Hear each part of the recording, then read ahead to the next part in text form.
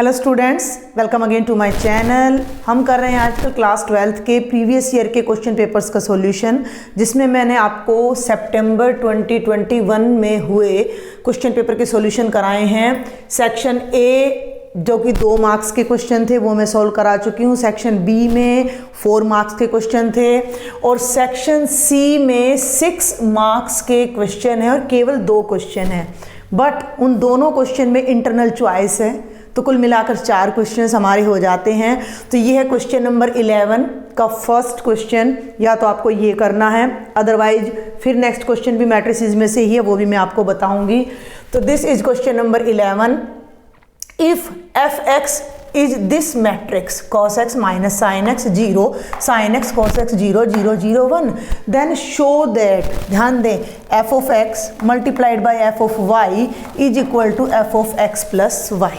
ये हमने प्रूव करना है भाई। f of x ये मैट्रिक्स है, तो f of y का मतलब क्या है? हमने अलजेब्रा पढ़ा हुआ है, पॉलिनोमियल्स पढ़े हुए हैं हमने सबने, तो यहाँ y का चेंज कर देंगे हम, तो वो जो है फंक्शन fy बन जाएगा।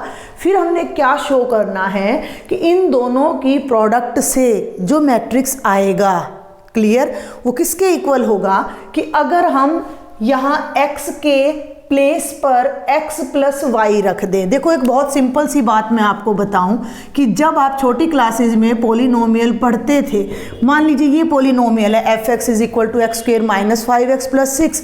अगर मैं इसको एफ जेड करती हूँ तो ये क्या बन जाता है भाई, Z square minus 5z plus 6। अगर मैं एफ टी करती हूँ तो इसी पॉलिनोमियल में x की जगह t आ जाता है।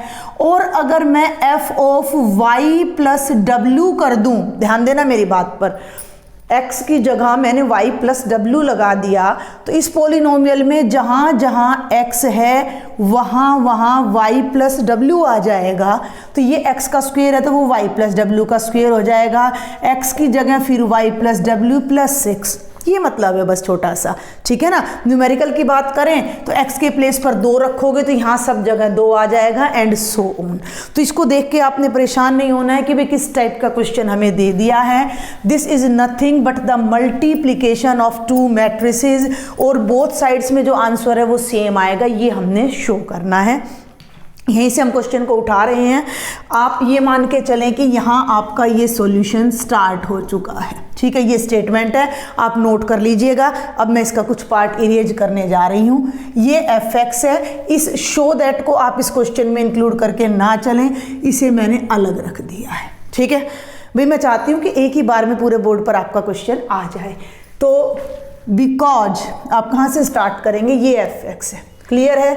हम यहाँ क्या कर लेते हैं कि x की जगह y लगा लेते हैं। Put x is equal to y, लिखने की ज़रूरत नहीं थी वैसे, बट कुछ बच्चों को प्रॉब्लम हो जाती है, तो मैंने यहाँ y लगा दिया है fy। तो जब यहाँ y लगाएंगे बेटा तो इधर भी सब जगह y आएगा, तो वो बन जाएगा cos y minus sine y और 0, और sine of y cos of y 0 और देन 0 0 1। ये हमारा एफ एक्स मैट्रिक्स बन गया, ये हमारा एफ वाई मैट्रिक्स बन गया। अब हमें क्या प्रूव करना है कि ये प्रोडक्ट इसके इक्वल है।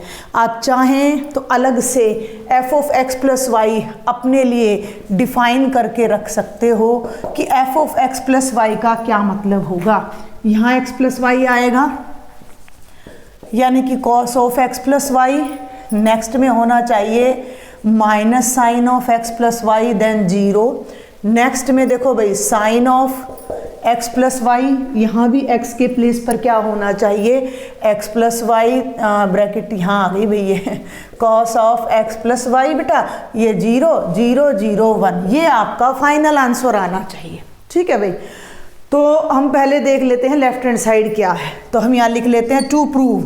हमें एक्चुअल में प्रूव क्या करना है कि f x into f y is equal to f of x plus y, ठीक है भाई। I will change the pen. तो लेफ्ट हैंड साइड अब हम ले लेते हैं यहाँ लेफ्ट हैंड साइड अब हम यहाँ ले लेते हैं f x multiplied by f y, ठीक है। एफ एक्स का मतलब ये मैट्रिक्स है, cos x minus sine x 0 sine x cos x 0 0 0 1।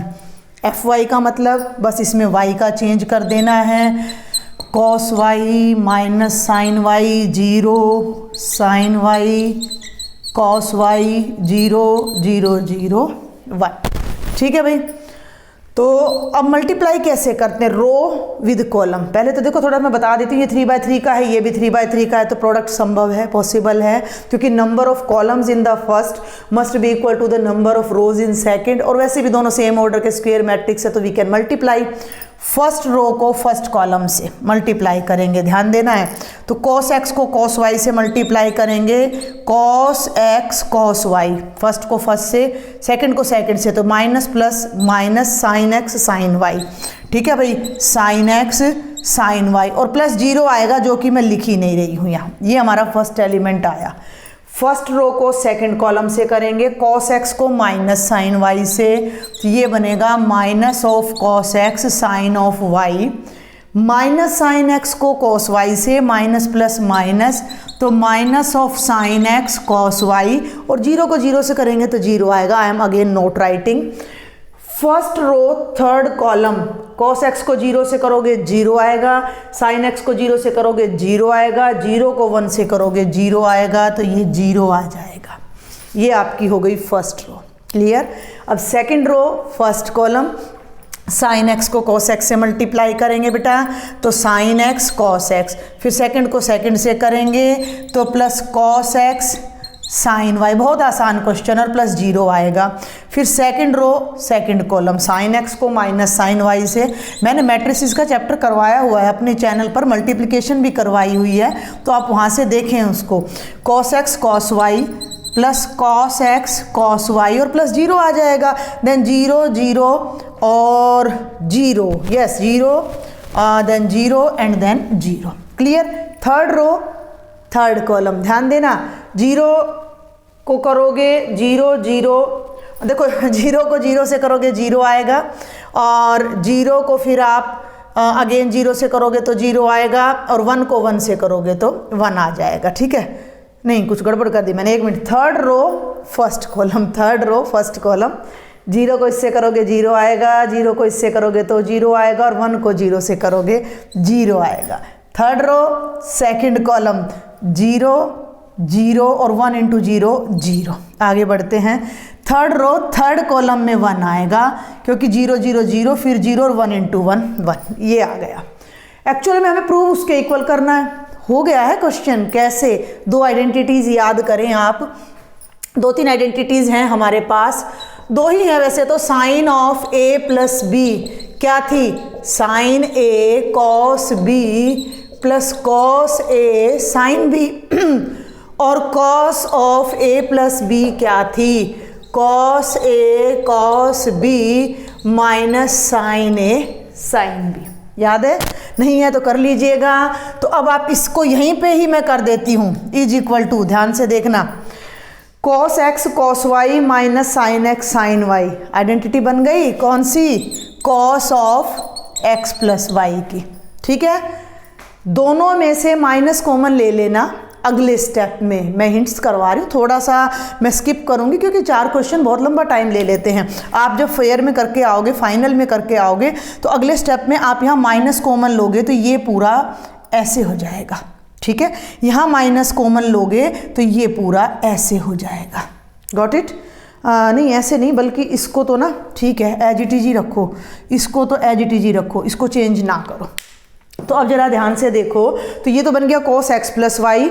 इसे ध्यान से देखो, sine A cos B plus cos A sine b, sine a plus b यानी कि sine of x plus y, और ये हो गया 0।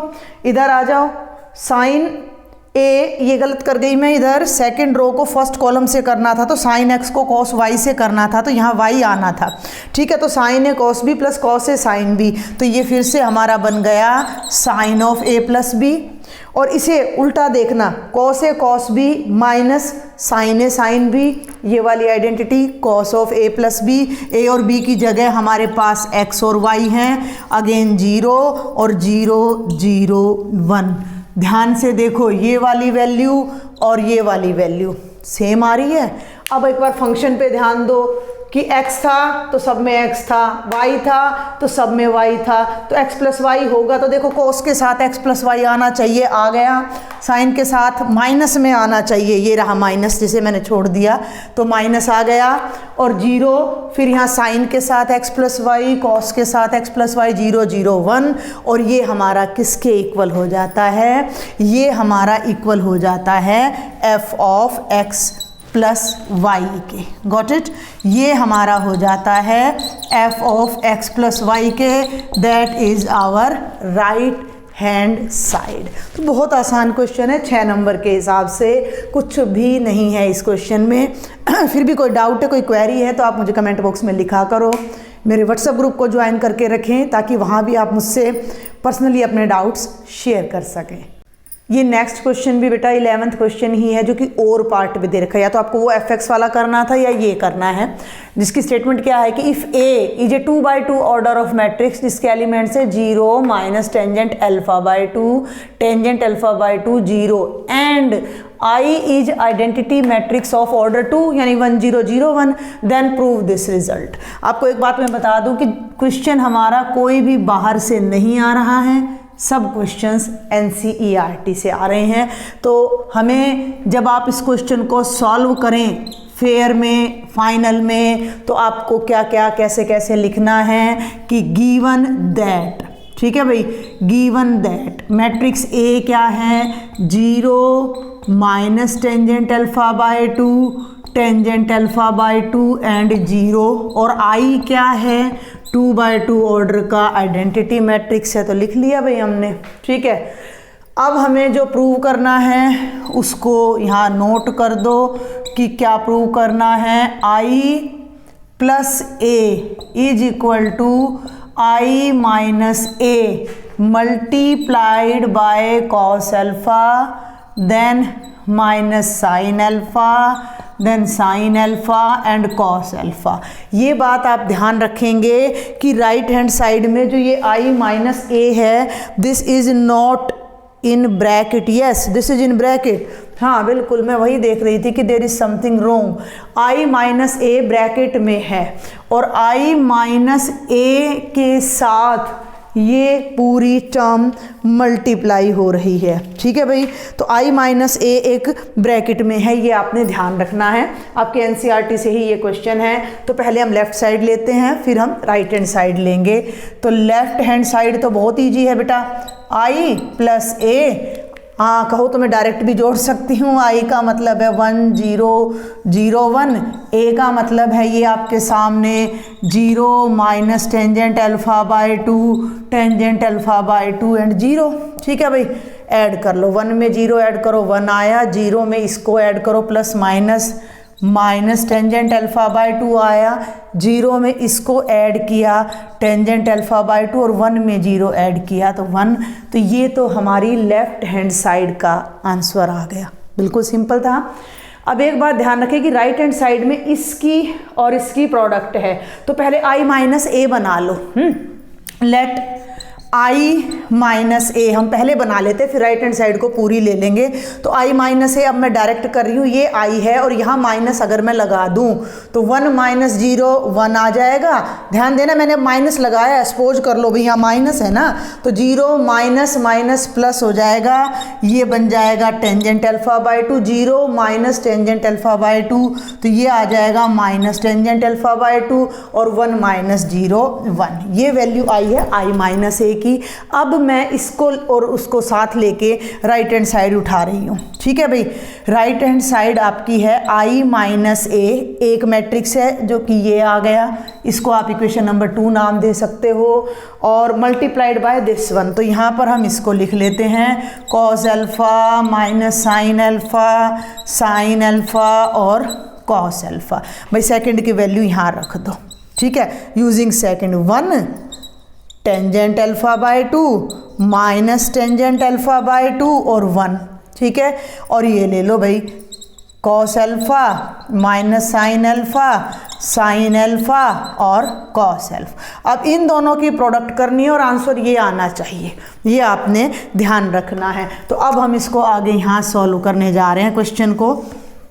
ठीक है, तो प्रोडक्ट मैं अब साथ के साथ करने जा रही हूँ राइट हैंड साइड में। देखिए ज़रा, this is equal to first row first column, 1 को कॉस अल्फा से मल्टीप्लाई करेंगे, ये आएगा cos alpha plus tangent alpha by 2 को साइन अल्फा से। बहुत ध्यान से पेशेंस से करना है।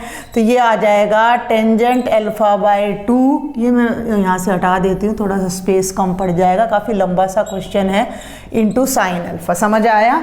First row first column, first row second column, 1 को साइन अल्फा माइनस से करेंगे तो ये हो गया माइनस साइन अल्फा।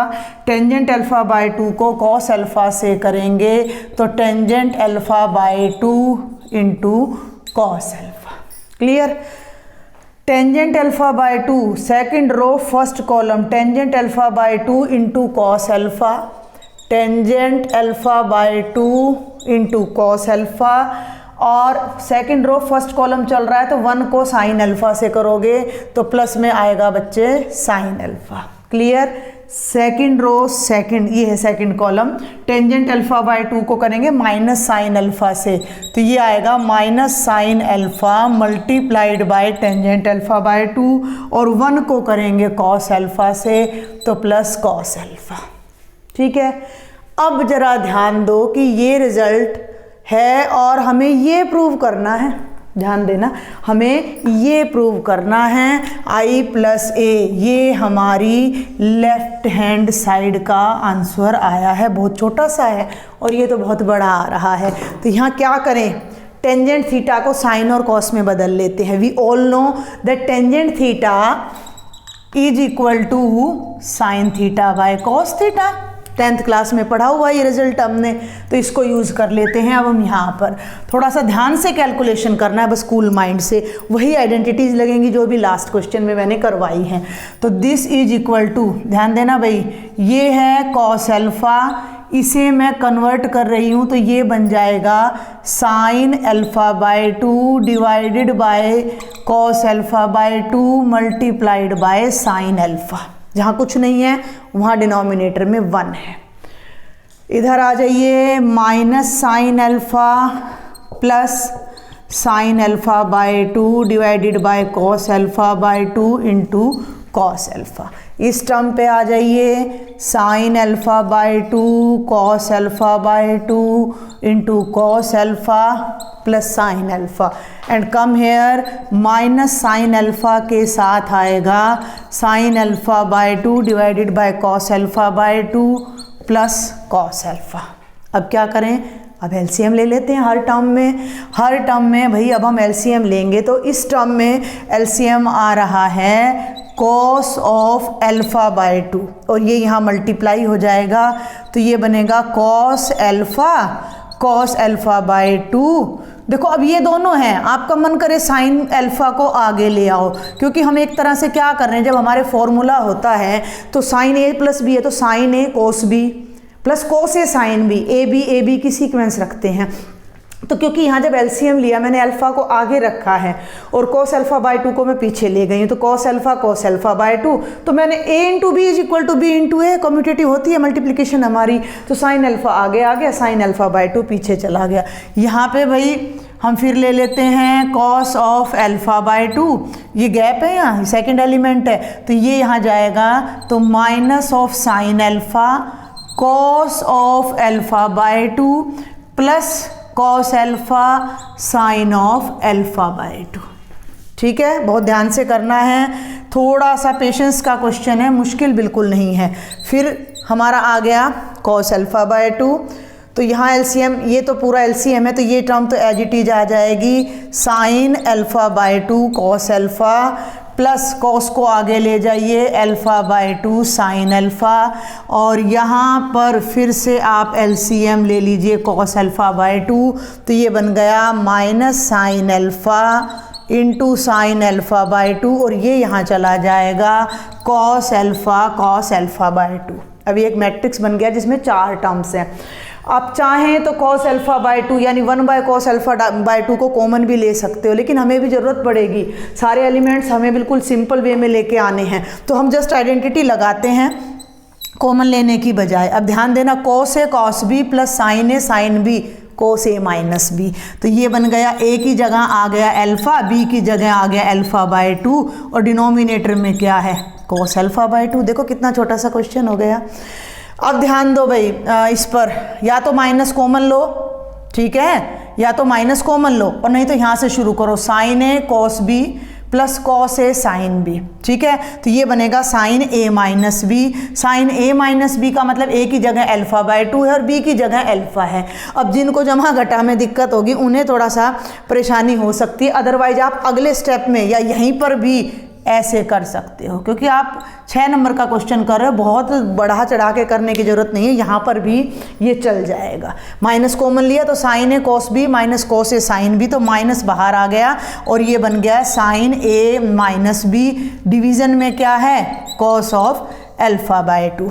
आगे बढ़ते हैं, साइन ए कॉस बी प्लस कॉस ए साइन बी, तो साइन ए प्लस बी, यहाँ कुछ मुझे गड़बड़ लग रही है, समथिंग रोंग हमने कर दिया है यहाँ पर, क्योंकि ये टेंजेंट में कन्वर्ट होना चाहिए और माइनस में आइडेंटिटी हमारी आनी चाहिए।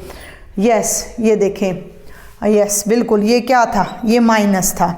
माइनस को जब मैं इससे मल्टीप्लाई करूँगी तो minus tangent alpha by 2 into cos alpha आएगा। भाई ये माइनस है, देखा पकड़ी गई ना गलती। कैसे पकड़ी गई कि sign A cos B plus cos A sine b, sine a plus B करूँगी तो 3 अल्फ़ा बाय 2 आ जाएगा और नीचे अल्फ़ा बाय 2 है। टेंजेंट तो नहीं बन रहा, हमारा आंसर नहीं बन रहा ना, इसलिए मुझे ध्यान आया कि समथिंग रॉन्ग। तो ये माइनस है, ये माइनस है, तो भाई ये भी माइनस है, ठीक है, ये भी माइनस है, ये माइनस है। तो अब यहाँ से चलते हैं, साइन ए कॉस बी प्लस कॉस ए साइन बी, तो ये बनेगा साइन ए माइनस बी। बात समझ आई मैंने क्या किया है?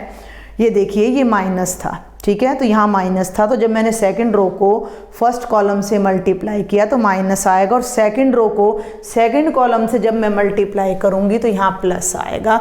तो मैं यहाँ गलत कर रही थी इस क्वेश्चन को, ठीक है, तो आप ये इसको देख लीजिएगा। अब ये बड़े ध्यान से, मैं बार बार कह रही, जब मुझसे मिस्टेक हो रही है तो आपको बहुत प्रैक्टिस की ज़रूरत है, थोड़ा सा पेशेंस का क्वेश्चन है ये, cos of alpha by 2, clear. And at last cos A cos B plus sine A sine B, तो ये बन जाएगा cos of a minus b divided by cos alpha by 2 and we are done now. आप ज़रा ध्यान से देखो तो हमारा क्वेश्चन हो चुका है। कैसे हो चुका है? अल्फ़ा में से अल्फ़ा बाय 2 जाएगा तो अल्फ़ा बाय 2 आएगा, ठीक है। मैं ये कैलकुलेशन नहीं कर रही हूँ, एक पॉइंट मैं स्किप कर रही हूँ, अब ध्यान देना, एक पॉइंट मैं स्किप कर रही हूँ। यहाँ से पहले तो मैं स्टेटमेंट और इसको इरेज कर देती हूँ और यहाँ पर मैं आपको बता देती हूँ कैलकुलेशन कि आप ये खुद देखें कि alpha minus alpha by 2 LCM आया तो 2 अल्फ़ा माइनस अल्फ़ा यानी अल्फ़ा बाय 2 बन गया। तो ये सब में अल्फ़ा माइनस अल्फ़ा बाय 2 है, तो ये भी अल्फ़ा बाय 2, ये भी अल्फ़ा बाय 2, ये भी अल्फ़ा बाय 2 और ये भी अल्फ़ा बाय 2। तो चलो मैं लिख ही देती हूँ आपके लिए। तो ये हो गया इधर cos of alpha by 2 divided by cos of alpha by 2, ये वहाँ नहीं लिख रही, हम इधर ध्यान दें। ये हो गया minus sine of alpha by 2 divided by cos of alpha by 2। फिर से देखें second row first element, sine alpha by 2 divided by cos alpha by 2 और वो आ रहा है cos alpha by 2 by cos alpha by 2।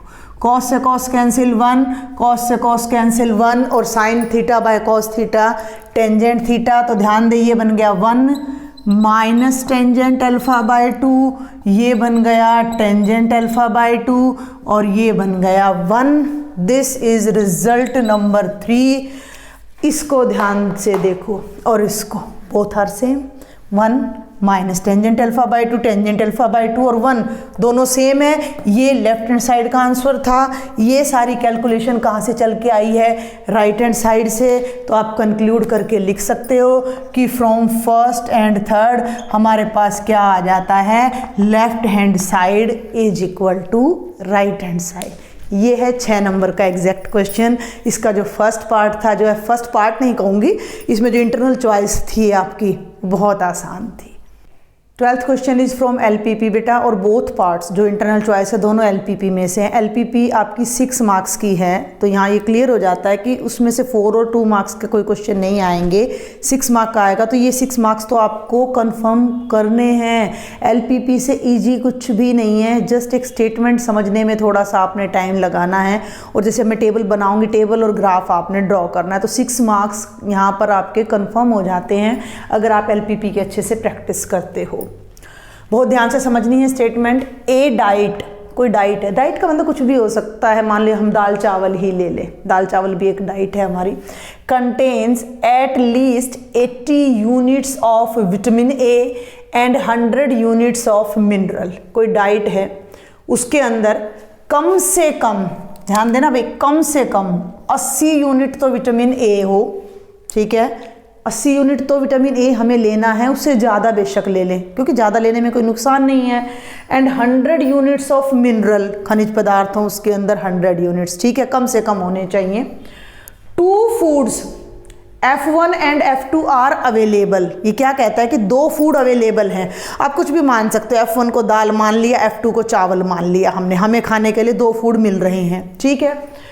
Food F1 cost ₹4 per unit. Unit का मतलब हो सकता है कि भाई इतने ग्राम, कुछ भी लगा लीजिए, या एक कटोरी, कैसे भी लगा लें आप यूनिट को, कि 1 यूनिट फूड हमें 4 रुपये का पड़ रहा है। कौन से वाला?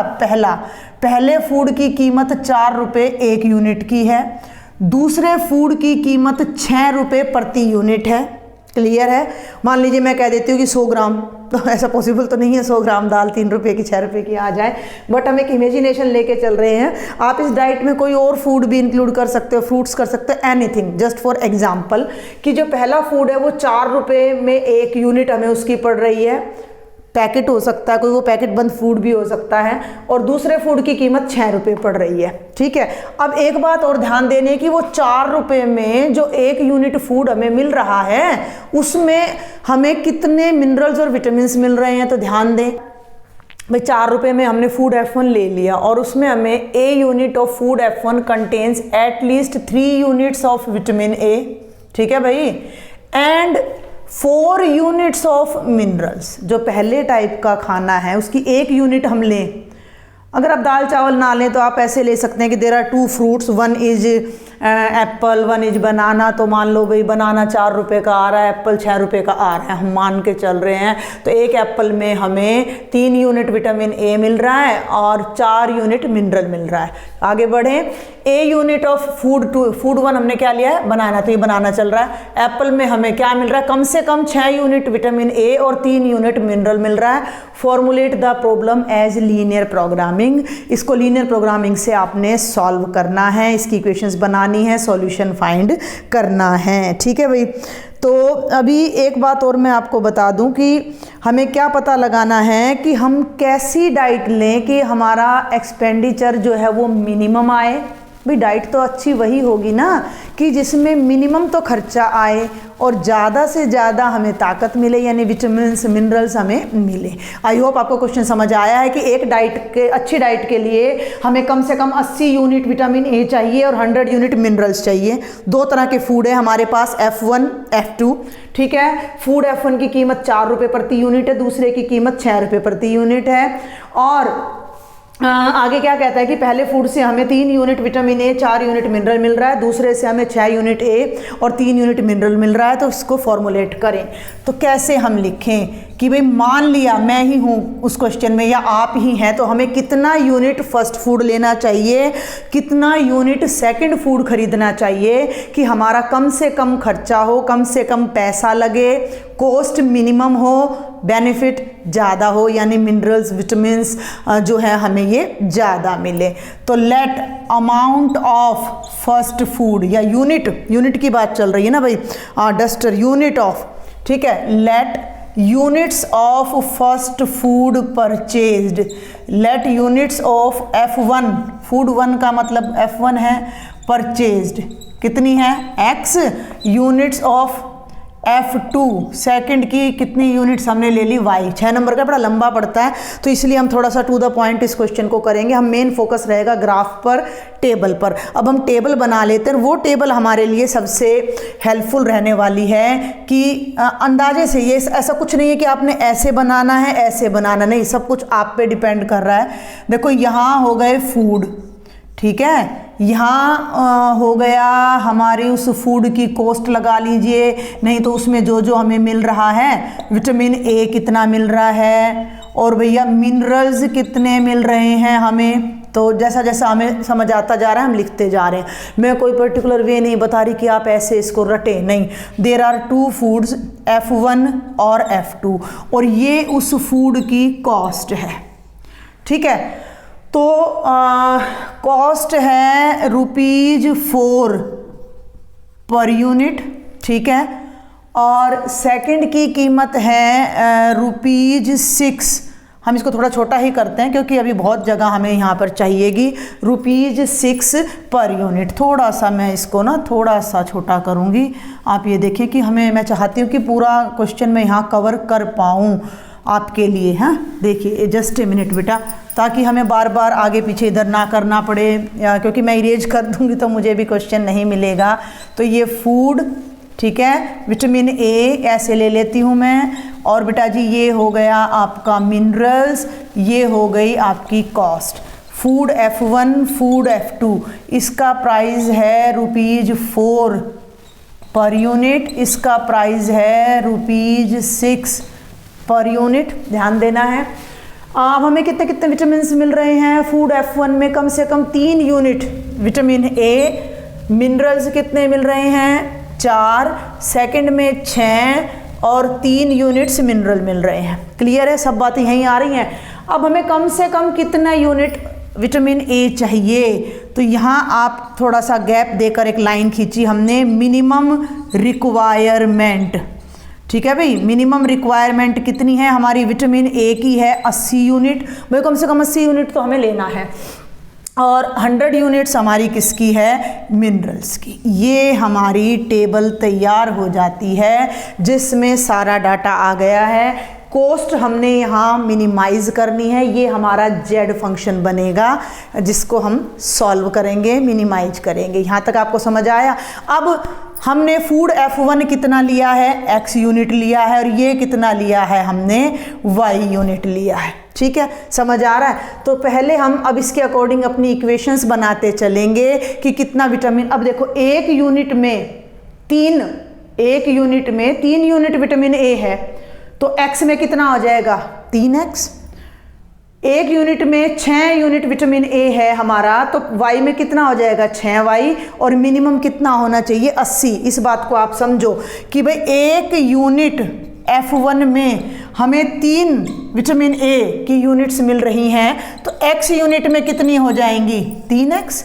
ऐसे ही 1 यूनिट फूड F1 में हमें, F2 में हमें 6 यूनिट विटामिन ए मिल रही हैं, तो y यूनिट में कितनी मिल जाएंगी 6y।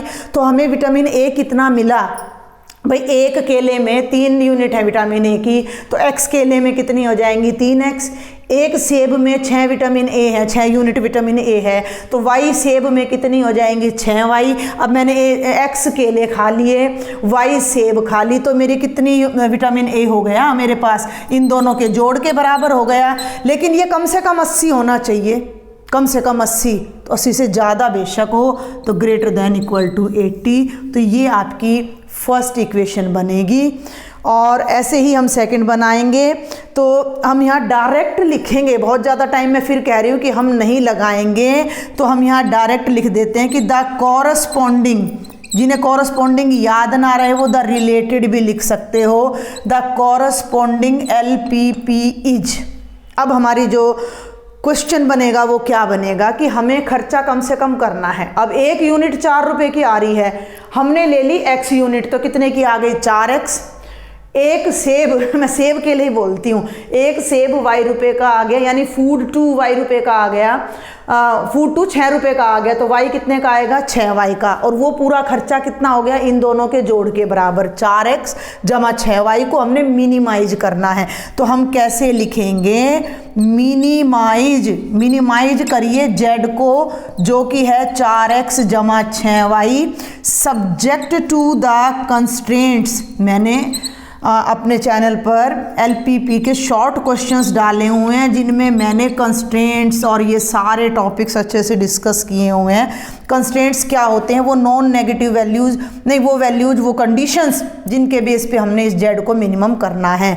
तो पहली कंडीशन क्या आ गई, वो आ गई कि विटामिन A के लिए 3x + 6y is greater than equal to 80। अब 4x + 3y is greater than equal to 100, 4x + 3y is greater than equal to 100, और तीसरा x is greater than equal to 0 and y is greater than equal to 0। क्योंकि भाई कम से कम सेब बिल्कुल नहीं लेंगे तो केले, 0 या 0 से ऊपर तो, या तो हो सकता है कि मैं एक भी सेब ना लूँ, नहीं तो कम से कम एक तो लूँगी ना, नेगेटिव में तो नहीं जाएगा ना।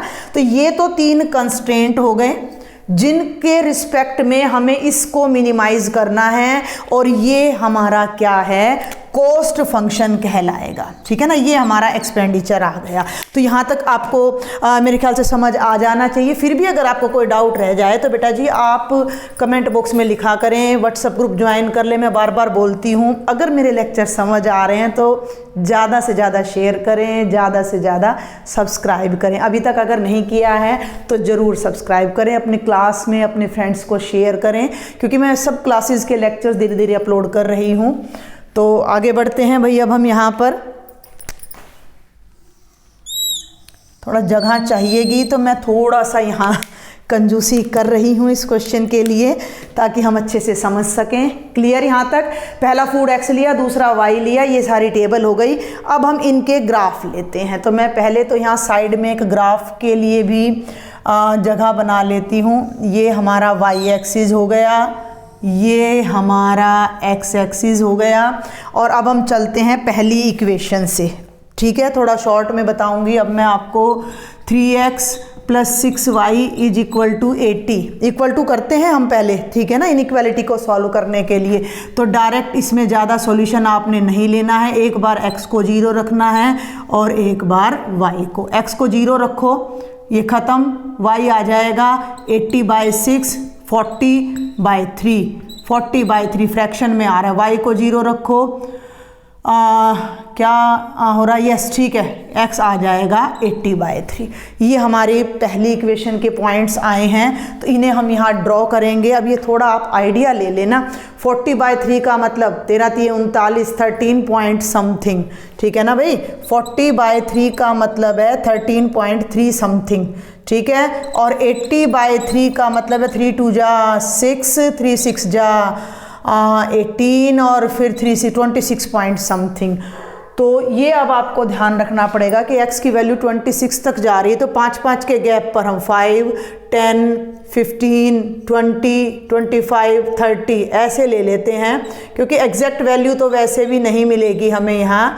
30 और 5, 10, 15, 20, 25 ये y एक्सिस है। 5, 10, 15, 20, वैसे तो देखो नेगेटिव में जाएगा नहीं, तो हम इसे और थोड़ा मैं बड़ा कर सकती थी।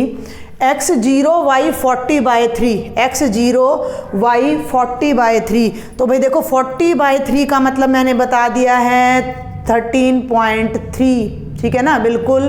तो ये 15 हैं, तो यहाँ कहीं मिलेगा, जस्ट हम अंदाज़ा लगा रहे हैं। और ये 26.6 कहीं यहाँ मिलेगा, क्योंकि यहाँ इक्वल टू का साइन है। तो हम क्या करते हैं, हम एक कंप्लीट लाइन यहाँ पर ड्रॉ करते हैं, ठीक है ना। अगर डॉटेड कब ड्रॉ करते हैं, जब यहाँ इक्वल टू का साइन नहीं होता। तो ये हमारी फर्स्ट जो इक्वालिटी है, इनइक्वालिटी है, उसका ग्राफ आ गया, उसकी लाइन आ गई। उसके बाद हम चेक करते हैं यहाँ 0, 0। तो आप देखो कि 0 एरिया कौन सा है। अब हम एरिया कौन सा है ध्यान से देखना भाई एक बार। आपको समझ आया मैंने क्या किया?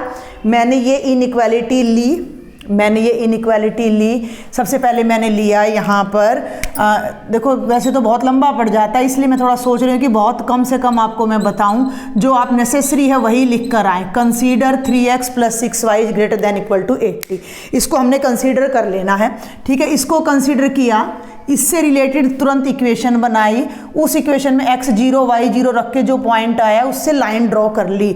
तो ये लाइन इस इक्वेशन को रिप्रेजेंट कर रही है, इस इनइक्वालिटी को रिप्रेजेंट नहीं कर रही है। ये बात आपने ध्यान रखनी है।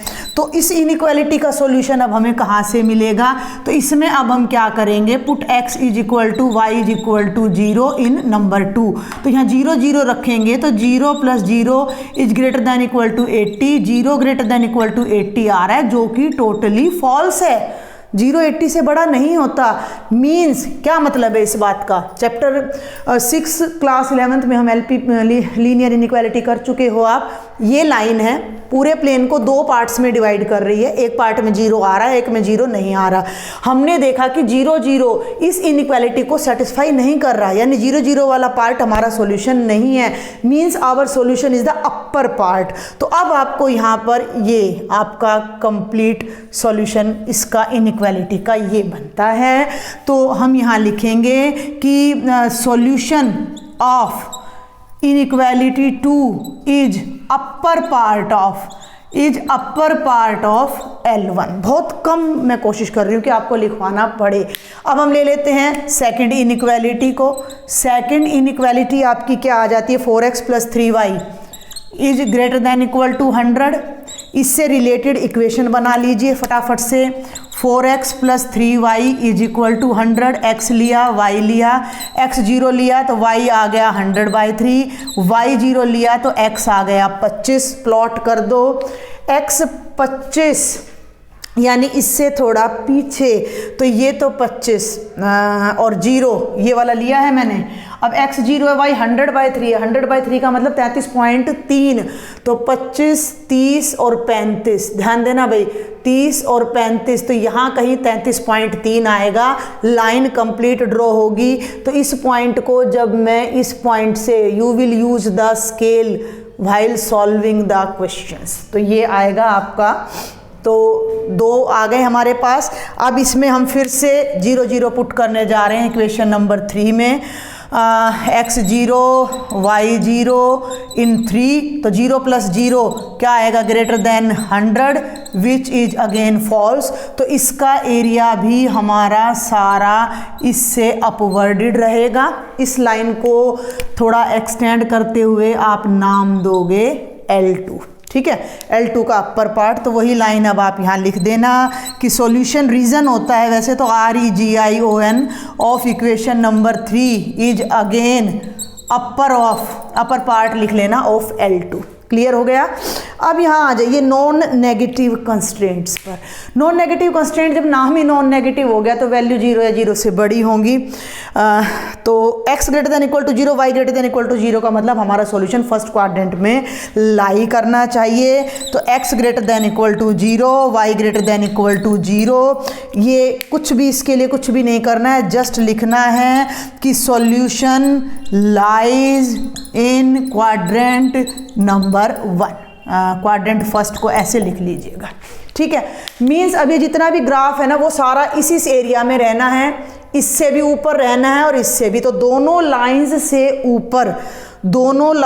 से ऊपर का ग्राफ आपने लेना है इन द फर्स्ट क्वाड्रेंट। तो ये फर्स्ट क्वाड्रेंट, और इससे भी ऊपर, इससे भी, तो ये लाइन ऊपर रहेगी तो ये आ जाएगा यहाँ तक, और इससे भी ऊपर और इससे भी, तो ऊपर वाली लाइन लेंगे यहाँ तक, और फिर हम इधर मुड़ जाएंगे इस तरफ, नीचे नहीं आएंगे हम नेगेटिव एक्स एक्सिस में। और ये जो सारा रीजन है ये हमारा कॉमन एरिया आ जाता है इसका, ठीक है भाई। अब हमें पहले इनके कॉर्नर पॉइंट्स चेक करने हैं। अब हमें इनके कॉर्नर पॉइंट्स, ये बाउंडेड रीजन नहीं है। अगर ये बाउंडेड रीजन होता तो हमारा क्वेश्चन बहुत इजी हो जाता। बाउंडेड का मतलब ट्रायंगल बन गया, क्वाड्रिलेटरल बन गया, कुछ भी बन गया, तो उसके 3 कॉर्नर 4 कॉर्नर हमने ले लिए, उनको जेड में पुट कर देते, जिस पे जेड मिनिमम हो जाता, हमारा क्वेश्चन हो गया होता। बट ऐसा हो नहीं रहा। तो हमारे पास अब 3 पॉइंट्स आ रहे हैं, बड़े ध्यान से आपने देखना है भाई। एक तो ये है, ये पॉइंट को मैं नाम दे दूं यहाँ पर ए, ठीक है, अलग कलर यूज करना चाहूँगी मैं यहाँ पर।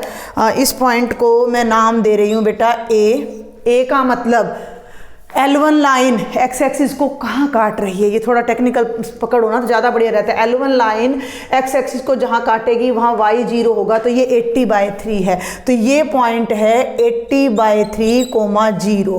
फिर ये है आपका B पॉइंट, B है point of intersection of this and this equation, जो कि हम निकालेंगे। और तीसरा है ये C है लाइन L2 y एक्सिस को कहाँ मिल रही है, तो ये लाइन L2 है, y एक्सिस का मतलब x 0 है, तो ये जो पॉइंट है आपका C ये बन रहा है x 0 और y 100/3। तो ये हमारा अनबाउंडेड रीजन है जिसके 3 कॉर्नर्स हैं ए बी सी। ए हमें पता है, सी हमें पता है, बी हम निकाल लेते हैं। तो यहाँ पहले तो हमें लिखना पड़ेगा द ऑप्टिमल सॉल्यूशन, ठीक है भाई। यहाँ हम लिख लेते हैं the region is unbounded, the region is unbounded and A B C are corner points, are corner points. तो ए हमें पता है, बी हमें, सी हमें पता है, बी हम निकाल लेते हैं। तो यहाँ लिख लेते हैं B is point of intersection of L1 and L2। तो अब आप जल्दी से L1 और L2 को सॉल्व कर दीजिए। मैं इधर से पहले इसको इरेज करना चाहूँगी। ये सारा अब आपको मेरे ख्याल से समझ आ गया होगा। ये क्वेश्चन आपको लग रहा है मैं आपको इतना डिटेल में समझा रही हूँ, अगर मुझे इंडिविजुअल करना होता तो ये इतना टाइम नहीं लगता। तो देखो बेटा, समझाने में तो थोड़ा टाइम लगता है, तो आप प्रैक्टिस कर लेंगे तो आपको इतना टाइम नहीं लगेगा। क्लियर। तो L1 की इक्वेशन क्या थी, कहाँ है भाई इक्वेशन हमारी, खो गई, नहीं खो गई, ये रहा, ठीक है। 3x + 6y = 80 और ये है 4x + 3y = 100। इसको 2 से मल्टीप्लाई कर दूं डायरेक्ट यहीं पर, तो ये हम करके भी नहीं दिखाएंगे, हम वैसे ही कर लेंगे। 8x 6y 200, minus minus minus cancel, -5x 200 में से 80 गए 120, 5 दूनी 10, 5 चौके 20। x की वैल्यू आ गई 24, x की वैल्यू 24 यहाँ रख दीजिए, तो 24 3 जा 72 + 6y = 80, 72 उधर जाएगा, 8 आ जाएगा, y की वैल्यू आ जाएगी 4/3। तो ये पॉइंट आपका हो जाएगा बी के कोऑर्डिनेट्स हो जाएंगे 24, 4/3। तो आप इसको डायरेक्ट शॉर्ट में सॉल्व करना और पॉइंट बी को आप डायरेक्ट लिख देना। मैंने ये इरेज कर दिया, आप वीडियो पॉज करके देख सकते हो सॉल्यूशन को। तो बी के जो कोऑर्डिनेट्स हैं वो अभी मैंने क्या बताए हैं, x 24 है और y आपका 4/3 है। क्लियर। अब क्या बचता है, अब हमें z को मिनिमाइज करना है कि हमारा कम से कम खर्चा कहाँ आएगा। तो इससे ऊपर का मैं थोड़ा रब कर देती हूँ और अब हम z को सॉल्व करते हैं। अब हम z को मिनिमाइज करके दिखा रहे हैं। तो यहाँ हम ले लेते हैं बेटा जी कॉर्नर पॉइंट्स और यहाँ मैं ले लेती हूँ z = 4x + 3y। First point है आपका a, that is 80/3, 0। Second point है B, दैट इज 24, 4/3। z में ये 6 है भाई, 4x + 6y, ठीक है। और द थर्ड वन C है 0, 100/3। जब आप इस वैल्यू को यहाँ रखोगे तो 4 के साथ 80/3 आएगा, y के साथ 0 खत्म हो जाएगा, 320/3। यहाँ 24 रखो, 24 चौकू 96, यहाँ 4/3, 3 दूनी 6, 4 दूनी 8, 104 आएगा। और 0 रखोगे 0, 3 से 2 कैंसिल होगा तो 600, तो 200 रुपये ये आ जाएगा। तीनों में सबसे कम, इसको आप डिवाइड कर सकते हो, 3 1 जा 3, 0, 3 6 जा 18, 3 6 जा, इस तरह से। तो सबसे कम एक्सपेंडिचर जो आ रहा है वो B पर आ रहा है। अगर ये क्लोज्ड कर्व होता तो हमारा क्वेश्चन यहाँ ख़त्म हो जाता कि भाई हम x की 24 यूनिट ले लेते, y की 4/3, तो हमारा कम से कम खर्चा होता और ज़्यादा से ज़्यादा vitamin. But it is an unbounded region. But it is an unbounded region, और जब रीजन अनबाउंडेड हो तो हमें एक स्टेप और करना पड़ता है कि हम एग्री कर रहे हैं कि यहाँ पर हमारा जो है 3 पॉइंट्स पर मिनिमम है, ठीक है, लेकिन ये एक रिजल्ट होता है कि क्लोज्ड एरिया के कॉर्नर पॉइंट्स पर ही मैक्सिमम या मिनिमम वैल्यू लाई करती है। लेकिन अनबाउंडेड रीजन के लिए ऐसा बिल्कुल नहीं है कि कॉर्नर्स पर ही मिनिमम या मैक्सिमम वैल्यू लाई करेगी। तो उसके लिए अब हम क्या करेंगे कि z की मिनिमम वैल्यू आ गई 104, यानी कि 104 रुपीज़ में हमारा काम चल रहा है। बट कहीं ऐसा तो नहीं है कि ये जो इतना बड़ा अनबाउंडेड रीजन है, इसमें जितने पॉइंट्स हैं उनमें से किसी पॉइंट पर हमारी वैल्यू मिनिमम आ जाए। तो हमें अब एक छोटा सा ग्राफ और ड्रा करना पड़ेगा। तो वो बात अब हम यहाँ लिखेंगे कि now we will check whether our unbounded region has any other minimum value of z, any other minimum value of z, कि भैया जो हमारा अनबाउंडेड रीजन है कहीं उसमें कोई और तो मिनिमम वैल्यू नहीं आ रही है, वो हमें देखनी है। यहाँ आप इसी में लिख लीजिएगा कि दिस इज मिनिमम। उसके लिए क्या करें, अब ये z है, z की वैल्यू आ गई 104 कि ये मिनिमम है। अब हम देखते हैं कि z लेस देन 104, तो वी विल ड्रॉ क्या, z इज लेस देन 104, यानी कि 4x plus 6y less than 104 का ग्राफ अब हम चेक करेंगे। तीनों इवन है, 2 से डिवाइड कर दो। 2x plus 3y is less than 52। क्या कर रहे हैं, मेरी बात समझ आ रही है? z की मिनिमम वैल्यू आ गई, बट अनबाउंडेड रीजन में हम श्योर नहीं है कि यही मिनिमम है। अगर हमें अनबाउंडेड रीजन में कोई और वैल्यू मिल जाती तो इसकी कोई मिनिमम वैल्यू होगी ही नहीं फिर, ठीक है। तो इसके लिए हमें क्या करना पड़ेगा कि z की कोई वैल्यू 104 से कम तो नहीं आ रही है इस रीजन में, तो वो चेक करनी है अब हमने। तो इसके लिए हम z को 104 से भी कम करके सॉल्व करते हैं और देखते हैं कि वो कहाँ पड़ता है हमारे ग्राफ में। तो इसके लिए टेबल बना लो x और y, मैं ठीक कर रही हूँ, 6 ले लिया ना, ठीक है भाई। तो नीचे से मैं अब इसको इरेज करूँगी, साथ साथ ये आपने नोट कर लिया होगा अपना। तो देखो भाई बहुत आसान है, x की जगह 0 रखा तो y 13 चौके 52 हो जाता है, 3 हाँ नहीं 3 से करोगे तो 52/3 आएगा, ठीक है। और y को 0 रखोगे तो x 26 आएगा। इन पॉइंट्स को अब आप यहाँ प्लॉट करो, x 0 y 52/3, भैया 52/3 का मतलब 3 1 जा 3, 3 7 जा 21, 3 3 जा 9, 17.3 यानी यहाँ कहीं आ रहा है, ठीक है। और x 26 y 0, x 26 तो यहाँ कहीं आ रहा है, और इसमें से तो पास करेगा ही करेगा। और z का ग्राफ हम डॉटेड खींचेंगे। डॉटेड क्यों खींचेंगे? क्योंकि हम लेस देन चेक कर रहे हैं, इक्वालिटी नहीं। इक्वालिटी तो हमें पता है ना कि 24 और 4/3 पे आ चुकी है। अब ये z को शो कर रही है ये line, z is equal to 104 को शो कर रही है ये लाइन, ठीक है। ये लाइन, इसको अगर आप नाम दे दो L3, तो ये z इज इक्वल टू 104 को चेक कर रही है। अब मैं इसके अंदर क्या पुट करने जा रही हूँ, इक्वेशन आप देख लीजिएगा कौन सी बनती है। मैं इसको स्टार नाम दे रही हूँ, तो put x is equal to 0 and y is equal to 0 in star. तो 0 + 0 लेस देन 52, 0 52 से छोटा होता है कि नहीं होता है? ट्रू है। तो यानी कि z वाली जो इनइक्वालिटी है, इस इनइक्वालिटी का जो सॉल्यूशन है वो ये है, लोअर पार्ट है, वो ये लोअर पार्ट है। तो वो लोअर पार्ट ऊपर वाले से क्लैश नहीं कर रहा। कहने का मतलब क्या है कि जो हमने z लेस देन 104 का ग्राफ खींचा, उस ग्राफ के लिए जितने भी पॉइंट्स आए वो इसमें क्लैश नहीं कर रहे, इसके साथ मिक्स नहीं हो रहे, वो इस B से नीचे नीचे हैं। इट मीन्स हमारे अनबाउंडेड रीजन में और कोई मिनिमम वैल्यू z की नहीं है, मतलब B पॉइंट ही है जो z की मिनिमम वैल्यू दे रहा है। इट मीन्स, तो यहाँ हम अब लिख देंगे कि ये जो है जो लोअर पार्ट में है, तो यहाँ अब हम लिखेंगे कि देयर एग्जिस्ट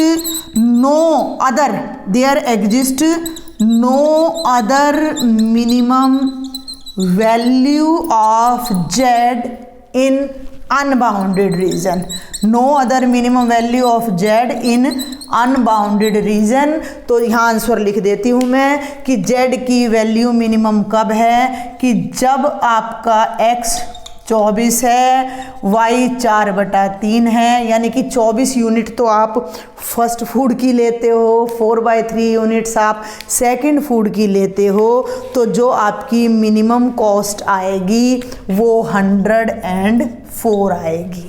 तो it was a lengthy question, समझाने में भी टाइम ज़्यादा लगता है। आप चाहें तो बीच के ये कुछ पॉइंट सॉल्यूशन के टाइम स्किप कर सकते हैं। किसी भी डाउट के लिए आप मुझे कमेंट बॉक्स में कांटेक्ट करें।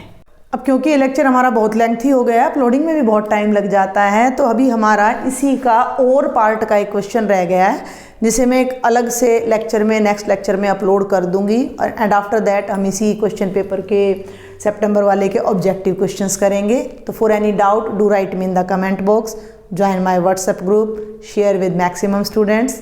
Thank you.